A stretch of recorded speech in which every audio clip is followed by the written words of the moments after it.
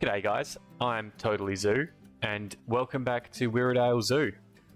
So it's been a little while since the last episode. I've had a bit on my plate recently, but we're back into it today, so thank you for tuning in. Today we get started on the first zone of the zoo.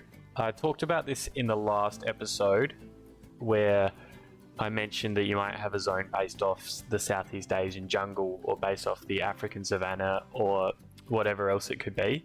For this episode, we're starting the Wild North America section. So as you can see, it's currently called Wilds, but we eventually tweaked that because I couldn't find a proper fonts to say of, so we just had to say Wild North America.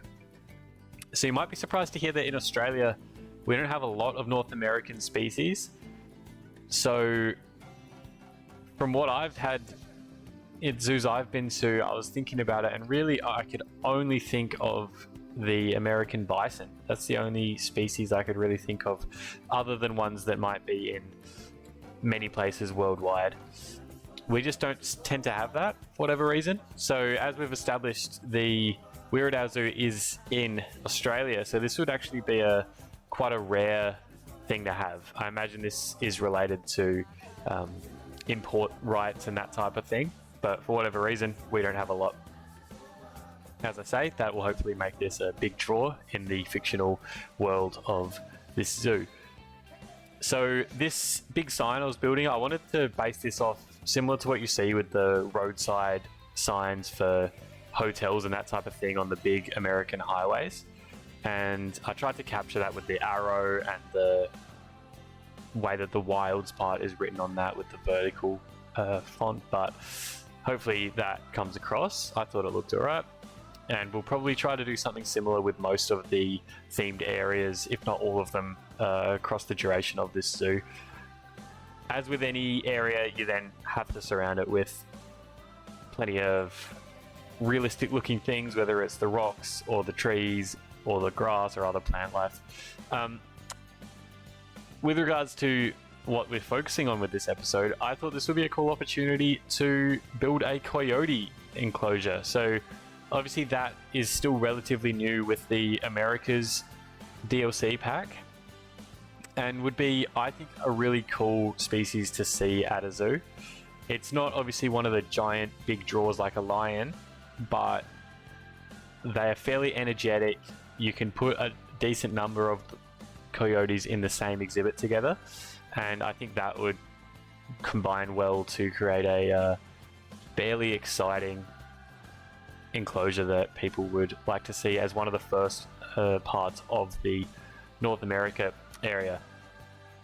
So the plan with regards to this area and with future areas with the zoo will probably not be to fill it out all straight away. I'll probably do the next couple of episodes with some North American species, but for multiple reasons, I think it's good to sort of spend a bit of time on it and then come back to it later. One big reason is basically that DLC is continually coming out, and you don't want to finish an area and then realize, oh no, they've just released DLC and I need to put 3 more animals in it. And you also are just more likely to burn out and get bored if you focus on that one area all the time. So yeah, like I say, we'll probably do a few on this area, flesh it out a little, and then find something else in future. I really liked this combination here of this wall I did. Really basic idea. We got the concrete wall with these sort of undulating fence post of wood there, and then we put this fake, the faux rock that has a few, they look sort of like tubes or whatever. They are obviously these are the petrified tree looking ones, and they are I think they look quite well when you match them up like that. I was actually quite impressed once I'd made it. I thought, wow, that looks quite good, and ended up using this wool pattern across the entire wall of this habitat. It was originally only going to be on this face, but changed my mind. So I think it's a decent idea to have a couple of areas that you can look at the animals. So in this one, we've got the really basic glass that you're seeing here, and we also build the viewing area that dips in a little bit over to the right of, well, now the left of your screen. having those different angles is good for multiple reasons. One is sometimes the weather's bad or the animals are having a lazy day or whatever, and they're not out in the one area. So having multiple sort of angles to look from is ideal. You can't always do that, and you shouldn't force it if it's not really working quite well, but I think it's a decent thing to try to aim for. So that's why for most of my habitats I'll try to do that. I think it ends up looking a lot better when you do it that way. We build a decently sized backstage area for these guys, and part of the idea with that for me is that we will probably use this backstage area for 3 or 4 more habitats at the back there, which also means that we leave it relatively unfinished with this episode. There are some parts of it that I never really get around to, including a proper entrance for the keepers, but that was more or less intentional. I don't think it's great to force it, because then you're going to end up having to continually go back and change things along the way. So we'll get around to that when I deem it necessary, but there's no need to rush it. But that leads me into the building tip for today. As I've discussed in the past, I have struggled when I first started playing this game to build zoos that I thought looked any good at all. I personally found that following a few simple tips carried me a long way, and it significantly increased the quality of the zoos I was able to make. So yeah, I hope that some of these tips can help you if you find you're in the same boat. If you feel like creatively you got a lot of ideas but you struggle to make them look exactly the way you want. And as I always say, I'm definitely not perfect. If you got any tips for me, please share them in the comments. But the tip is really basic today. It is build backstage areas. Those are significant factors in terms of realism for your zoo. Personally, I originally, when I played this game, just chucked a door somewhere and didn't worry about anything else. And it doesn't look terrible, but it doesn't look like a zoo. And I think that's a major thing to think about. So your backstage area is really simple. Chuck a few buckets in there, maybe a wheelbarrow or two, a spade, maybe some areas where the keepers might be making food. You might even just put a straight up keeper hut in it, which I end up doing with this one. But small things like that make it look really a lot better when you're building your habitat. And they also lend themselves really well to what I would call behind the scenes experiences, or whatever you want to say it is. With a lot of zoos around the world, for example, you can pay a bit of extra money and you get to feed the giraffes or the rhinos or something like that. So for this coyote one, I didn't think, because they're a relatively dangerous animal, I didn't think we'd have any of that stuff, but we may use this backstage area for something like that in the future. Obviously in this game, there's no way of making the guests pay a bit extra to use those backstage areas, but you can just pretend, I think, is the way to do it. So throwing those in, I think, is just a major boon, and part of that is about planning ahead of time. Sometimes you realize, oh geez, I should have had a keeper area or a backstage area behind the place, and you realize, oh, you can't actually do it anymore. So try to think about where that's going to be, probably when you're planning out the initial structure of the habitat that you're making. And once you start doing that, you can go a long way. So as you see, we're about to start building it here. Now, for the backstage area for the actual habitat for these guys, I wanted to have a nice layout with these mesh fences. Because this is in the backstage area and the guests probably aren't going to be over in this particular zone, I was comfortable doing the mesh. Coyotes are a relatively dangerous animal. They're not as dangerous as a tiger, but you wouldn't want your guests being able to get into the enclosure if you can do anything to avoid it. So we wouldn't want even mesh stuff where people could stick their fingers through and get bitten. So we're using mesh here because it, I think, looks quite, again, realistic to what you might see in a backstage sort of location. I start with this bamboo floor here and eventually realize I don't really like it, so I changed back to the basic concrete. But what you can think about again with these sort of backstage areas is thinking about where do you want your animals to be, and are there times where you would want to separate them? Are there times where you need them to be in a certain area whilst the keepers are in the habitat, for example? So things like that. As you'll see here, we built a couple of areas where the coyotes could enter while the habitat is being cleaned, because while they probably don't seem that bad, they're about the size of a normal house dog. These are dangerous wild animals, and especially given that I think we put 6 coyotes in here, that would be a really unsafe thing for a keeper to enter that habitat and potentially be bitten. Obviously in the game they actually do, and they do that with every animal, but again we think about realism and not necessarily just doing what you can get away with in game. So these shiny metal bars, I love them. I was using all over the place with this area, and I probably will use them a lot in future.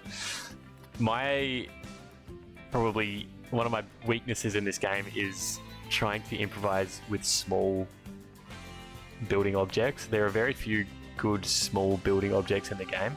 As you'll see, this is the door I'm building. I wanted to build like a latch and a hinge and all that type of stuff, and really struggled to find stuff that I thought looked half reasonable for that. So we end up putting a few things together, but we do have to use our imagination a little on that. If you got any tips for me for that stuff, please share them. I am all ears.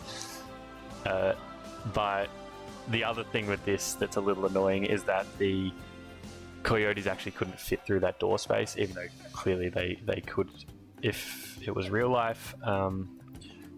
The pathfinding in the game doesn't really let them get through, so I had to expand one of the doors. I actually left this door that I'm working on now as it was, because it wasn't a huge deal to me that they could actually physically enter this area. It was more just the idea that they could if it was needed for them, that I wanted it there for. So I wanted to discuss today, we obviously have just had the DLC teaser for the next pack, and I did discuss that in another video, but I wanted to discuss what you guys think with regards to the next DLC pack. So I think, as I touched on in that video, we were probably expecting maybe one more, maybe 2 at a stretch in terms of DLC packs, but the timeline and how quickly that teaser was released, it seems likely that they're going to be releasing the next DLC pack within a month at most. That probably changes things as far as the likelihood of future packs. So that opens things right up for just about any pack that you can think of. So whether you want to think about what's most likely or just what do you actually want and then make it work. So personally, I really like the idea of a rainforest pack. As I've discussed previously, my most wanted animal in the game is the golden lion tamarin, and I was a little disappointed when it wasn't in the South America, or the Americas pack I should say, but yeah, I can hold out hope for that in future still. So a rainforest pack including the golden lion tamarin would be definitely a great start. And there's a lot of people who still want the South American Coyote, so you could put that in that pack as well. The Jaguarundi is a really interesting looking cat species, I believe. There's the Goodfellow's tree kangaroo, the Victoria crown pigeon, the mantle coraza, and the drill, which is a close relative of the mandrill, would be definitely my next pack. If I could take the reins and pick whatever I wanted, that's what I would take. What would you take? So, as you can see, I really liked this wall design that I had, so I even put it across this area for the backstage little building for the coyotes to hang out in. And I get started on this second closed off area. I didn't say it explicitly, but that handle thing, or the box with the 2 lines. That's meant to be one of those automatic door open and close things, if that's not very clear, because it doesn't probably look super clear, but we're going to stretch our imaginations for that. For the climate of this habitat, I was umming and ahhing about whether I should have a just grassy area. The herbivores would not likely be in any grassy areas because a lot of them would eat the grass, but with carnivores obviously you can have that. With these guys, I reckon they would want to capture the idea that we're in a Central American or Mexican sort of desert area, and then you can put down some cactus and whatnot as well. So I've decided that maybe the zoo has placed down a bit of sand and that type of thing, and the grass is struggling to grow, and then you can have not as much foliage, which makes things a little easier on me as well. But that was definitely made for the reason of trying to capture what a zoo might try to do and build around people's expectations of where a coyote lives, even though it does live in many different habitats in real life. So this area here, I tried to get the idea that that is a sliding sort of panel in this area, and you could just slide that open and close, and then you could put food through that area. Maybe whenever the keepers need to go in and clean the habitat, they could ring a bell or do whatever and chuck some food in through that hole. The coyotes would come running into that area, and then that door would automatically shut. Then the keepers could go in and clean the habitat. So I just wanted to touch on a little behind the scenes stuff. So a couple things from the last episode. I don't know if anyone noticed it because I only did after I released the video, but I had shadows off for about half of that video. I was struggling to build a certain area because the shadows made everything dark, and I realized I turned them off to build that, and I realized after the fact that I never switched them back on. So I don't know if anyone noticed, but my apologies for that. That was not my best moment ever. But hopefully I don't do that again. It's a learning opportunity for me. As far as the gap in the episodes, I'm sure no one's too cut up by it, but I was super busy in real life. I've had a lot going on of late, and I was in that position. I think a lot of people get it, where when you do get a spare moment, you're just feeling really fried and you don't feel like playing the game or doing anything like that. So it's been a little break for me, where I've been inconsistently playing. And the other thing that I find I really need when I'm playing this game is a bit of creativity and a bit of inspiration to strike. And that really happens when you're thinking about the game or planning it in the back of your mind fairly often. And because I've been super busy, I've found that that was quite difficult for me to find the time and the mental, I guess, effort to think about that all the time. Obviously, I've had more on my plate, so I found that difficult. When I did have time to switch the game on, I realized I haven't really thought about what I want to do here, and I definitely didn't want to build for the sake of building and end up probably putting stuff together that I didn't think was going to look that great. So yeah, apologies for the bit of a delay, but I'm hoping to get back into a bit more consistent uploading schedule soon enough. So what I did in the last episode, I talked a little bit about what was going to happen because I didn't feel like talking for the sake of talking. So I just mentioned what was coming up later on, and then had a little break for just me to shut up for a bit and you guys could just chill out and watch what was going on. But I'm interested to hear if you guys think that's a good way of doing it, or if you'd like to just have me provide a bit of commentary throughout. I obviously am pretty new to this, so I'm not entirely sure what is the preferred method for you guys. So if you've got any preference, do let me know. The plan for this one is to power right through and continue talking, but if you think that's not great and talking for the sake of talking isn't the best idea, do let me know. We'll see how it feels for this one. As far as building this backstage area, I went back and forth a little bit whether this stage, where the keeper's hut right now is, whether that would be undercover or outside. I put the generator there. Obviously, if we're going undercover, you don't really want your generator indoors. That probably is not the best recipe for being healthy. So I put it there, and we ended up moving it. As you may have already noticed, or if you haven't, you will soon notice, I really don't like building roofs. Even if they are really simple, for whatever reason, there's just something in my head that says I hate roofs. So as you see there, I put off the roof of the backstage area for quite some time, and that leads to a bit of umming and ahhing around that as well. As I mentioned, we've got a few cacti and whatnot in the exhibit here. I want it to be fairly scarce on the plant life here. I thought, again, it plays up to the expectations of the guests more so than maybe what you necessarily need to do it would need to have in real life. But yeah, maybe just that gum tree there that was probably there for quite some time, and we built the habitat around it and then put a few cacti in as well.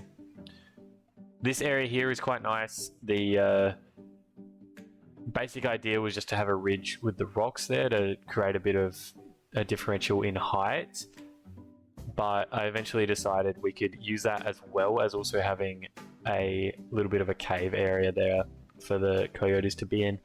Potentially on a particularly hot day, they might like to go into this area to be undercover and still be visible for the guests. So small things like that it's not always easy to think about that all the time, but I'm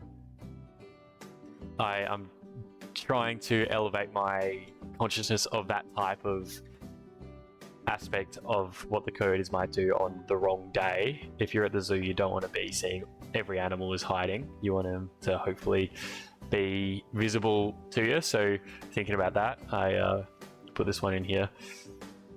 One of the tricks that I always try to reiterate to myself and never seem to remember is to do the terrain paint after you've finished modifying the terrain, because any terrain modification is going to replace the terrain paint. And as you'll see throughout this video, I fail to do that repeatedly.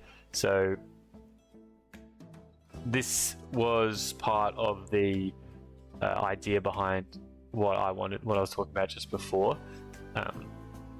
The time of day is always non-changing while we're on sandbox mode, so that tree's shadow is always going to be there in the habitat. I thought it's also likely to be providing a decent amount of cover at a lot of times a day, so the coyotes might like to go in there and splash around in that water pool as well. As far as the enrichment items in the habitat, I think sometimes the game expects you to go a little overboard with what the animals would like, but as with coyotes, obviously they're very energetic animals and they do like to play with a ball or with a dog bone or whatever it is, so I did put a decent amount of things around there for them to play around with, but I don't think putting things down just for the sake of it, because the game says they enjoy whatever enrichment item.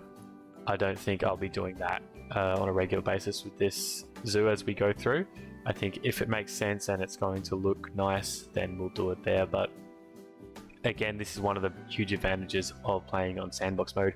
I can get away with putting stuff down if I see it seems fit, and only if it does.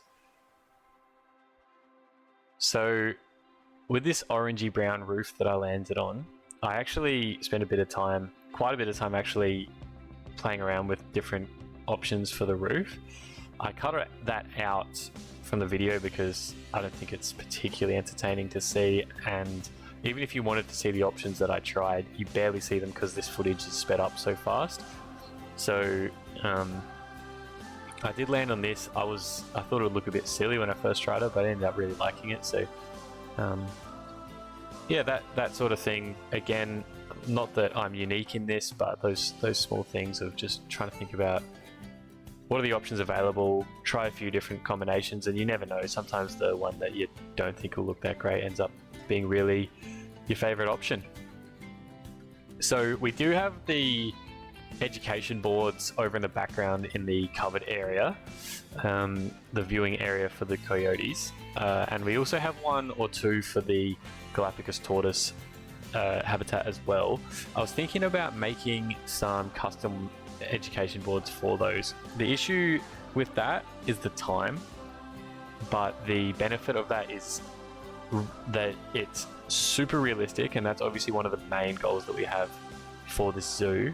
And it's also a really cool way to actually learn about it myself, as well as sort of expressing a little bit of that creativity and graphic design skills, which I do not have, but hopefully could develop by working on that type of thing. Again, it's a really realistic thing that you see in zoos everywhere. Just about every single habitat is going to have usually multiple education boards to tell you about what the animal does, how it lives, what it gets up to in the wild, what are threats in the wild, and that type of thing. But like I say, it's very time consuming, so if I get an inkling to do it, I might just get an itch and try make a few and see what it's like. But yeah, I guess we'll see how that sort of pans out as we go on. But I think that for me is one thing that if my goal is to make a realistic zoo, I'm really falling short if I'm not doing that type of thing. But again, time. So with regards to the coyotes themselves, we do end up having 6 of them in the habitat. So if you've got any cool little factoids about the coyotes, do share them. I would potentially be keen to hear what you guys have to say and include that in an information board if I do end up making one.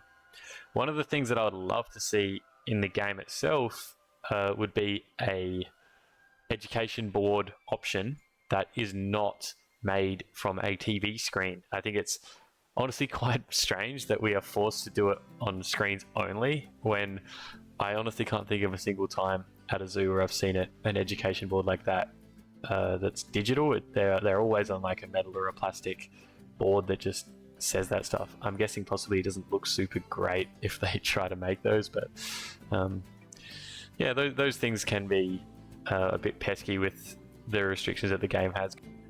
And going totally off topic, I just need to vent about this one. The zoo that I made previous to this was in a tropical environment, and I was playing on challenge mode, so the guests' thoughts actually really mattered. They were thirsty at all times. No matter how many drink shops that I put down, no matter how many vending machines, they were always thirsty, as much shade as I tried to put down. So if they could add a drink fountain, that would be pretty nice. Anyway, I'm waffling on quite a bit there, so sorry about that. I would like to say thanks once again for tuning into this video. I'm really enjoying making this zoo, so hopefully if you're keen, consider subscribing and you might see me building this for quite some time now. Once again, thank you and have a good one.